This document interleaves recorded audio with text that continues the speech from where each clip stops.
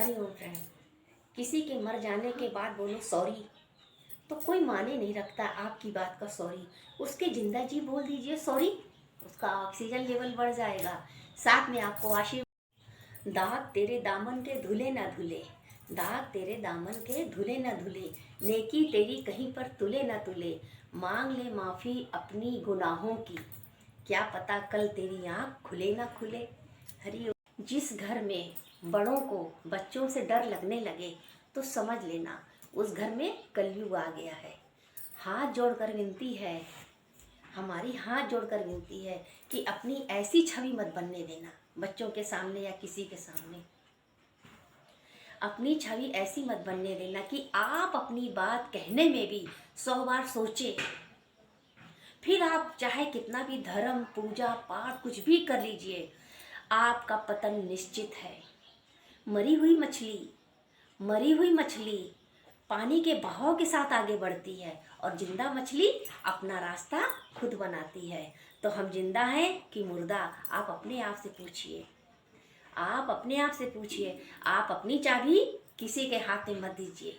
कौन सी चाबी? कर्मों की चाबी अपने पास रखिए। कर्म तो आपको।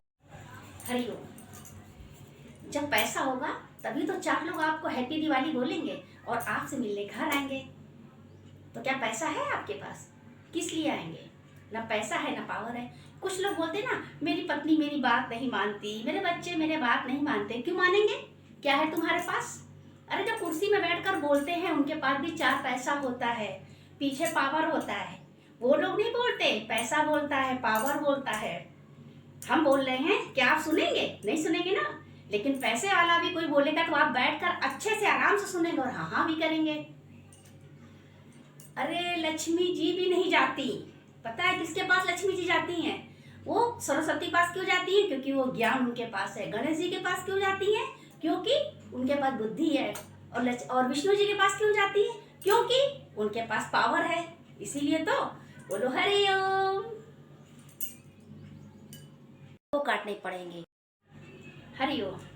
जब एक दामाद ससुराल से नाराज होकर वहां से चला जाता है और सबसे रिश्ते खत्म कर देता है, वहीं पर बहू को 4 लोग भला बुरा भी कहते हैं, फिर भी वो हंसते हुए किचन का सारा काम करती है और सबको बना के खिलाती भी है। और उसको बदले में क्या मिलता है? अपनों का संग भी नहीं मिलता है। अरे अपनों का तो छोड़ो, केवल पति का संग ही मिल जाता तो उसके अंदर एक पावर आता, लड़ने की क्षमता आती। लेकिन बहू जिम्मेदारियां भी निभाती है, संस्कार भी निभाती है, अपने माँ बाप का नाम भी रोशन करती है, मेरे माँ बाप के ऊपर कोई आँच ना है। लेकिन अगर यही ससुराल वाले 4 बातें घर में बैठकर समझा दे सबको, तो आधे से ज्यादा कोर्ट में केस जाए ना, घर में ही खत्म हो जाए। सही है कि गलत? कमेंट में जरूर बताइएगा। हरिओम। सबको हरिओम। Hello friend, Hariom. कैसे हैं आप लोग? आई होप आप लोग अच्छे ही होंगे। पता है, माँ के दामन में भले फूटी कौड़ी ना हो, माँ के दामन में भले फूटी कौड़ी ना हो, लेकिन अपने बच्चों को आसमान में ले जाने की ताकत रखती है। उसके अंदर इतनी क्षमता है कि अपने बच्चों को ऊपर तक ले जाए। माँ की ममता और पिता की क्षमता का कोई भी अंदाजा नहीं लगा सकता, कोई भी नहीं लगा सकता। जीवन के इस रास्ते पे चलते हुए खुद ही कृष्ण, खुद ही अर्जुन बनना पड़ता है और अपने जीवन की महाभारत को खुद ही लड़ना पड़ता है। आप किसी पे भरोसा मत करें, केवल अपना कर्तव्य का पालन करें, चाहे बेटा हो, पति हो, कोई भी हो। बस आप अच्छी कामना करते हुए आगे बढ़ें और सबको आशीर्वाद दें दीपावली के समय। चाहे दोस्त हो, चाहे दुश्मन हो, अपने भी पराए भी, सबको हरिओम बोलिए, हैप्पी दिवाली बोलिए। और बच्चों को भी। यहाँ पर लोगों के इतना घमंड भरा है, जैसे कुरकुरे में हवा, ऊपर से लाया था ऊपर ही ले जाएगा।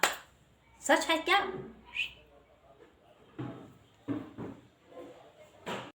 एक औरत पढ़ी लिखी ना हो तो अनपढ़ गंवार है। अगर पढ़ लिख लें तो पढ़ाई का घमंड है। जल्दी शादी कर लें तो जरूर बदचलन रही होगी और लेट शादी करें तो जरूर कोई कमी रही होगी।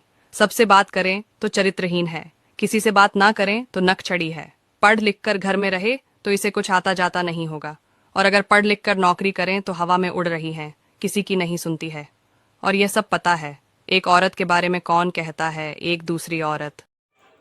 ससुराल वाले हो खलनायक, पति हो एक नंबर का नालायक, तो औरत की जिंदगी कहाँ बचती है जीने के लायक। उसके लिए क्या होली क्या दिवाली, वो तो उसको भी हैप्पी दिवाली जिसने मेरी हंसती खेलती जिंदगी में आग लगा के रख दी।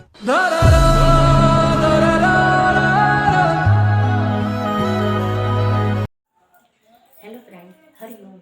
आज मैं सुबह उठी तो मैंने सुना मालती चौहान नहीं रही, तो मुझे धक्का लगा। मैंने सोचा ऐसे ही लोग वीडियो बनाने के लिए ऐसा बोल रहे हैं, लेकिन उसकी लड़ाई झगड़ा चल रहा था, मुझे पता पहले से था। तो मैं परसों विष्णुराज की एलबी में गई थी, मैंने बोला था उसको बुला लो, बल्कि वो मुझे जानते नहीं, मैं ऐसे ही चली गई थी। तो देखिए, छोटी सी गलती के कारण उसकी जान चली गई। अगर उसके माँ बाप उसको ना भेजते उसके घर, क्योंकि लड़ाई झगड़ा तो चल ही रहा था। सब जानते हैं विष्णुराज ने ऐसा क्यों किया, सभी जानते हैं। और उसको डरा धमका के वहाँ से यहाँ तक लाना और फिर घर वापस ले जाना और फिर उसका मर्डर कर देना, ये तो बहुत गलत है। अगर आप लोगों की बेटी के साथ भी ऐसा हो रहा हो, उनका केस चल रहा हो, तो ससुराल मत भेजें, नहीं तो जिंदा जाएगी और मुर्दा वापस आएगी। जीते जी माँ बाप मर जाते हैं। प्लीज आप लोग दिमाग से काम करिएगा। एक इंसान तो चला गया।